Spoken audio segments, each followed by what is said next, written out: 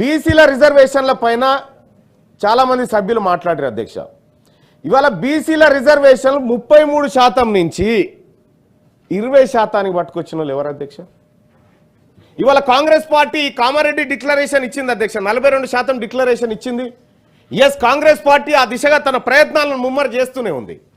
కానీ ఇవాళ బీసీలకు ఉన్నటువంటి స్థానిక సంస్థలు ఉన్న 33% రిజర్వేషన్ని 20%కు దిగువకు తీసుకొచ్చినటువంటి గత 10 సంవత్సరాల్లో వాళ్ళు చేసినటువంటి ఆ పాపం ఏదైతే ఉందో ఆ పాపానికి పరిహారంగా బీసీల క్షమాపణ చెప్పాల్సినటువంటి అవసరం ఉంది. అధ్యక్ష, ప్రస్తుతం బీసీ జెడ్పీటీసీల కంటే ఎస్టీ జెడ్పీటీసీల సంఖ్య ఎక్కువ ఉంది అధ్యక్ష. అంటే రిజర్వేషన్ను అయితే గతంలో ఉన్నటువంటి వాళ్ళు డెడికేట్ కమిషన్ వేయకుండా సుప్రీంకోర్టులో కేసు ఉంటే అధ్యక్ష, సుప్రీంకోర్టులో కేసు ఉంటే కనీసం సరైన రిప్రజెంటేషన్ ఇవ్వకుండా సుప్రీంకోర్టు కూడా ఏదైనా ఈ కాయిదాలతో ఎట్లా పెంచగలుగుతావు రిజర్వేషన్ అంటే కూడా సమాధానం చెప్పలేకపోతే బతిలాడుకొని బయటపడితే అనివార్య పరిస్థితుల్లో ఆ రిజర్వేషన్ వచ్చింది అధ్యక్ష. లేకపోతే ఆ 20% కూడా లేకపోయేది. ఇవాళ కాంగ్రెస్ పార్టీ వీటన్నిటిని గమనించింది కాబట్టే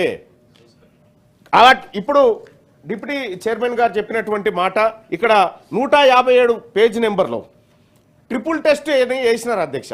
ట్రిపుల్ టెస్ట్కు లోబడి మాత్రమే రిజర్వేషన్లు ఉండాలనేది మనకు ఏది సుప్రీంకోర్టు చెప్పినటువంటి మాట. ఒక ఎస్, అందుకే తగ్గింది, అందుకోసమే మాకు వర్తిస్తే మేము తీసుకుంటాం కానీ మీకు వర్తించని దాంట్లోకి మీరు రాకండి.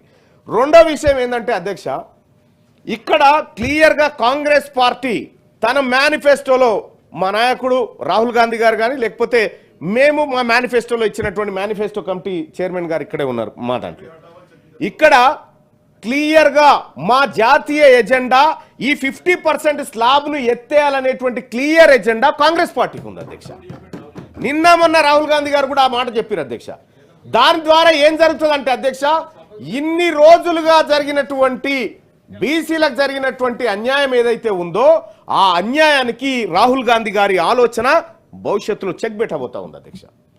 వాటిని ఖచ్చితంగా ఎట్లా ఇంప్లిమెంట్ చేయొచ్చు, ఎలా ప్రాక్టీస్ చేయొచ్చు అనేటువంటి అంశంతో ఇవాళ కాంగ్రెస్ పార్టీ తెలంగాణ రాష్ట్రంలో కులగణన ప్రతి కులాన్ని తలను లెక్కబెడుతూ ఇవాళ ఈ ప్రజలకు ఒక భరోసానిచ్చి భారతదేశానికి ఒక దిక్సూచిగా మారింది గౌరవ ముఖ్యమంత్రి రేవంత్ రెడ్డి గారి నేతృత్వంలో, ఇక్కడ ఉన్నటువంటి మా నాయకుల నేతృత్వంలో అధ్యక్ష.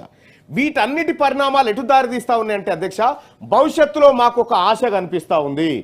ఈ తెలంగాణ రాష్ట్రంలో బీసీలకు సరైన రాజకీయ వాటా, సరైన ఆర్థిక వాటా, సరైన న్యాయ వాటా దక్కేటువంటి ఒక ఆశ కనిపిస్తా ఉంది అధ్యక్ష.